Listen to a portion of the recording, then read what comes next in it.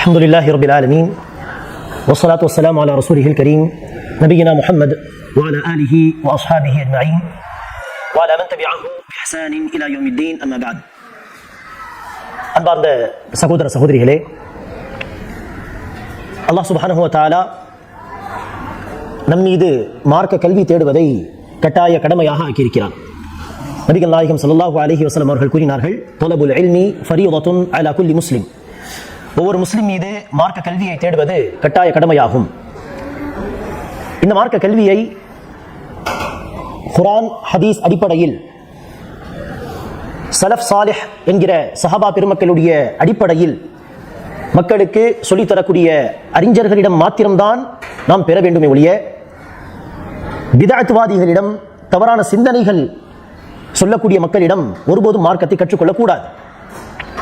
எனவேதான் முஹம்மது பின் சீரீன் ரஹிமஹுல்லாஹ் அவர்கள் சொல்வார்கள், இன்ன ஹாதல் இல்ம தீனுன் ஃபன்துரு அம்மன் தஅஹுதுன தீனக்கும்.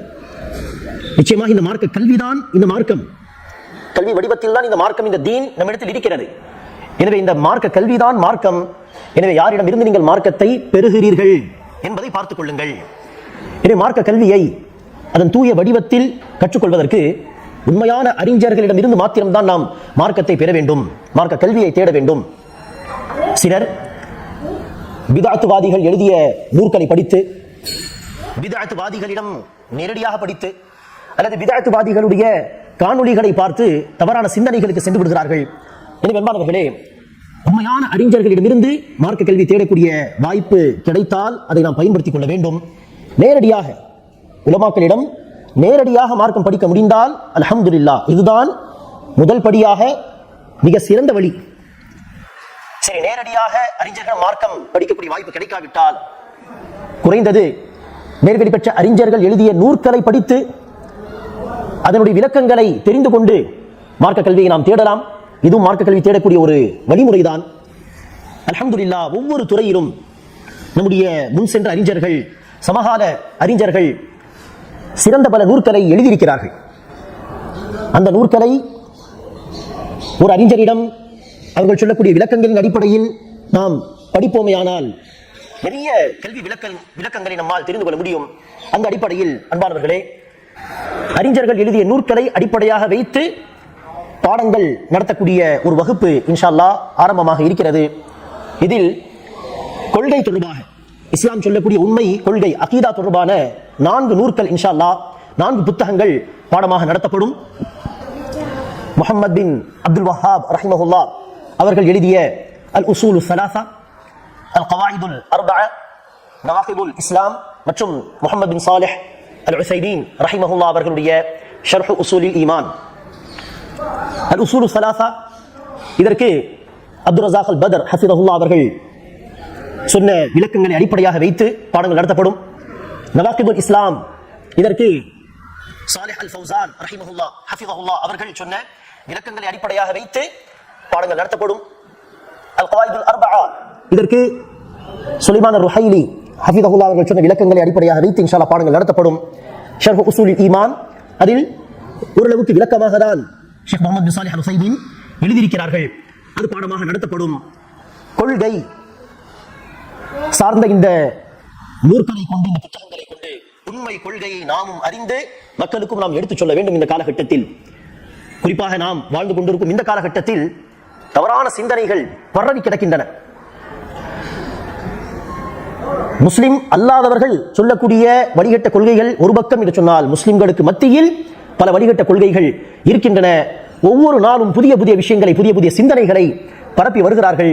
எனவே இப்படிப்பட்ட காலகட்டத்தில் கொள்கையை அடிக்கடி படிப்பது, ஆழமாக படிப்பது, அதை மக்களுக்கு எடுத்துச் சொல்வது காலத்தின் கட்டாயமாக இருக்கிறது.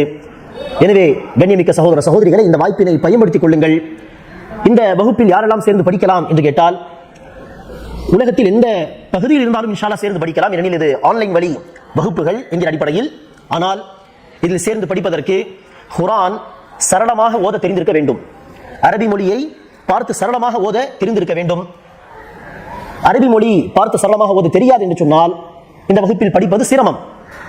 அதேபோல் அரபியை சரளமாக படிக்க தெரிந்ததோடு மார்க்க கல்வி தேடுவதிலே பெரிய ஒரு ஆர்வம் உள்ளவர்களாக இருக்க வேண்டும்.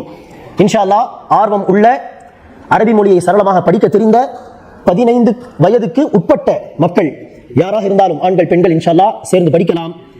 பாடங்கள் எப்படி நடத்தப்படும் என்று கேட்டால், வாரத்தில் ஒரு சில ஜூம் வகுப்புகள் நடத்தப்படும். அந்த ஜூம் வகுப்பிலும் சொல்லப்படும் நேரத்திலே கலந்து கொண்டு படிப்பது அவசியம்.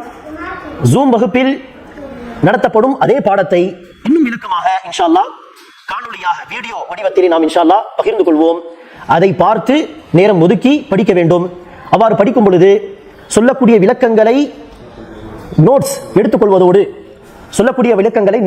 எடுத்துக்கொள்வதோடு அதில் சொல்லக்கூடிய ஆதாரங்களை மனனமிட வேண்டும், மனப்பாடம் செய்ய வேண்டும். குர்ஆனுடைய வசனம், ஹதீஸுகள் மனப்பாடம் செய்வதோடு இந்த சிறிய சிறிய நூல்கள் அல்-உஸூலுஸ் ஸலாஸா, அல்-கவாயிதுல் அர்பஆ, அதில் உள்ள புத்தக ஆசிரியர் எழுதிய வார்த்தைகளையும் மனப்பாடமாக செய்ய வேண்டும். எனவே அந்த சின்ன நூல்களில் உள்ள அந்த மத்தன் அதையும் மனப்பாடம் செய்து, விளக்கத்தில் சொல்லப்படும் சில ஆதாரங்களையும் மனப்பாடம் செய்வது, விளக்கங்களை நோட்ஸ் எடுத்து அந்த விளக்கங்களை உள்வாங்க வேண்டும். இந்த வழிமுறையில் தான் இந்த பாடங்களை மாணவ மாணவிகள் படிக்க வேண்டும்.